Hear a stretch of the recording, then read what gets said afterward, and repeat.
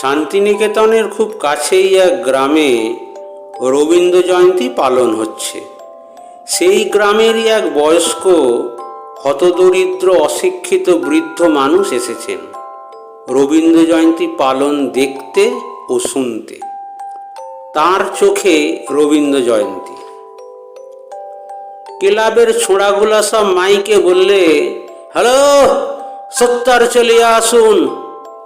তো ফুটো সানকিটো নিয়ে আমিও চলে আইছি।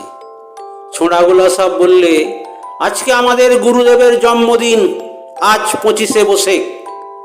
তো আমিও গুরুদেবকে প্রণাম করে বললুম, গুরুদেব হে, পেটের বেদনাটা সারিন দাও কেনে? পেট ভরে খেতে লাগছি, আমার বেটার বউ আমাকে খেতে দেয় না। ছোঁড়াগুলা সব বলে, এই ওই ঠিয়ে বসো।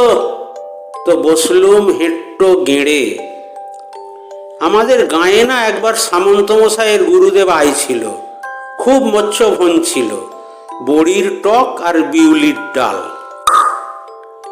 ই শালদের শুধু গান হলো, লাচ হলো আর বক্তিমে হলো।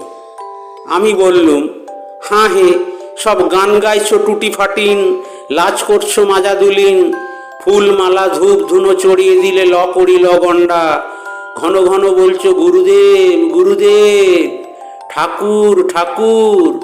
তো গুরুদেব যদি, ঠাকুর যদি, তো পেশাদ কই? পেশাদ কই? নাকি সব পেশাদ তোমরা নিজেরাই খাবে?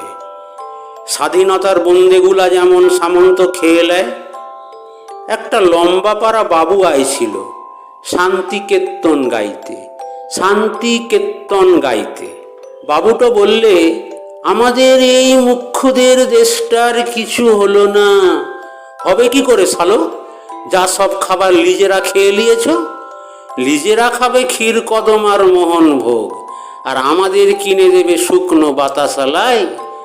গুরুদেব হে, তোমাকেও এরা কিছু দেবে ক্লাই। পেপুড়ি, ঝিঙে আর ডোরাগুলা সব চাঁচি খাবে। তোমাকে এরা মাছ ধরার আপাগাড়া বানাইছে।